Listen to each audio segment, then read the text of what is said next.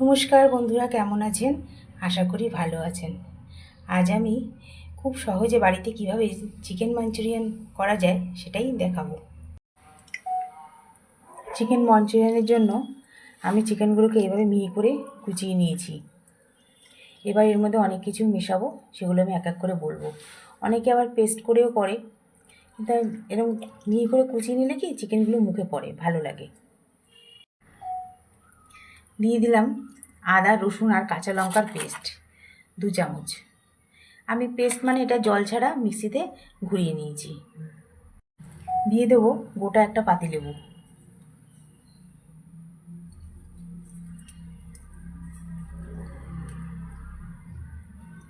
সব কটা পাতিলেবুর রস দিয়ে দেবো।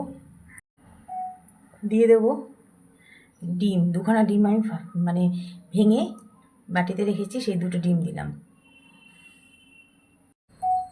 দিয়ে দেবো লবণ, লবণটা আন্দাজ মতো। দিয়ে দিলাম গোলমরিচের গুঁড়ো 2 চামচ। দিয়ে দিলাম কাশ্মীরি লঙ্কার গুঁড়ো একটু কালারের জন্য। দিয়ে দেবো হলুদ। এবার এই সব কিছুকে একসঙ্গে ম্যারিনেট করে প্রায় ঘন্টাখানেক রেখে দেবো। তারপরে দেবো স্প্রিং অনিয়ন। চিকেনগুলো ম্যারিনেট করা হয়ে গেছে, এবার ঘন্টাখানেক রেখে দেবো। ঘন্টাখানেক হয়ে গেছে, এবার দিয়ে দেবো কর্নফ্লাওয়ার।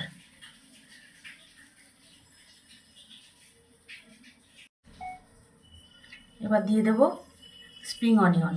কিছুটা এখন দিলাম আর কিছুটা রেখে দিচ্ছি, পরে আমার লাগবে। এটা আমার মাখানো হয়ে গেছে। এবার এগুলোকে আমি বলের মতো করে ভেজে নেব। কড়াইতে সাদা তেল দিয়ে তেলটা ভালো করে গরম করে নিয়েছি। এবার এগুলো এরকম বলের আকারে দিয়ে দিচ্ছি। যে কটা হয়েছে সে কটা দিলাম। এইভাবেই সব কটাকে ভেজে নেব। এগুলো ভেজে নিয়েছি, এবার এইরকমভাবে বাকিগুলো ভেজে নেব, তারপর ফিরে আসছি। সব চিকেন বলগুলো আমার ভাজা হয়ে গেছে। এবার ওই ভেজে রাখা তেলের মধ্যে দিয়ে দেবো আদা, রসুন। এটা মিক্সার গ্রাইন্ডারে জল ছাড়া একবার আমি ঘুরিয়ে নিয়েছিলাম, যাতে একদম মিহি পেস্টও না হয়, আবার দানা দানাও না থাকে। 2 চামচ দেবো। আদা রসুনটা একটু তেলের মধ্যে ভালো করে ভেজে নেব, যাতে এর কাঁচা গন্ধটা চলে যায়। এটা ভাজা ভাজা হয়ে গেছে। এবার এর মধ্যে দিয়ে দেবো পেঁয়াজ আর স্প্রিং অনিয়ন কুচি। পেঁয়াজ আর স্প্রিং অনিয়ন দিয়ে দিচ্ছি। এবার এগুলোকে একটু ভালো করে ভেজে নেব। এবার দিয়ে দেবো লবণ। লবণটা দিলে তাড়াতাড়ি এগুলো একটু নরম হয়ে যাবে। এতে আর আলাদা করে কাঁচা লঙ্কা দিলাম না, কারণ ওই আদা রসুনের সাথে কাঁচা লঙ্কা দেওয়া ছিল। একটু গোলমরিচের গুঁড়ো দিচ্ছি। দিয়ে দিচ্ছি ভিনিগার 1 চামচ। দিয়ে দিচ্ছি সয়া সস দিয়েছি।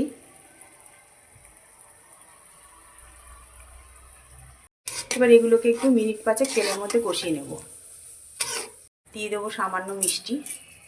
এই ভেজে রাখা চিকেনের বলগুলো দিয়ে দিয়েছি। চিকেন মাঞ্চুরিয়ান আমার রেডি।